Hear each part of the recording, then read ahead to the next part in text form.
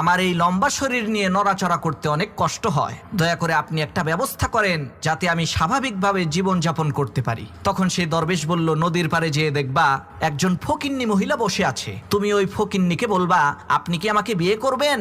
ওই ফকিন্নি যদি অস্বীকার করে না বলে তাহলে তোমার 1 ফিট হাইট কমে যাবে। তো সেই লোকটা দরবেশের কথা অনুযায়ী ওই ফকিন্নির কাছে যেয়ে বলছে, আপনি কি আমাকে বিয়ে করবেন। ফকিন্নি বলছে না। তখন সাথে সাথে 1 ফিট হাইট কমে গেছে। লোকটা চিন্তা করলো 8 ফিট লম্বা, এটাও তো কম না, আর একটু খাটো হইলে ভালো হবে। সে আবার ওই ফকিন্নি মহিলাকে বলছে, আপনি কি আমার সাথে বিবাহ বন্ধনে আবদ্ধ হবেন। ফকিন্নি বলছে না। সাথে সাথে আর 1 ফিট হাইট কমে গেছে। লোকটা চিন্তা করলো 7 ফিট লম্বা, এটাও তো কম না, আর 1 ফিট খাটো হইলে আমাকে দেখতে আরো সুন্দর লাগবে। এই চিন্তা করে লোকটা সেই ফকিন্নি মহিলাকে আবার বলছে, আপনি কি আমাকে বিয়ে করবেন।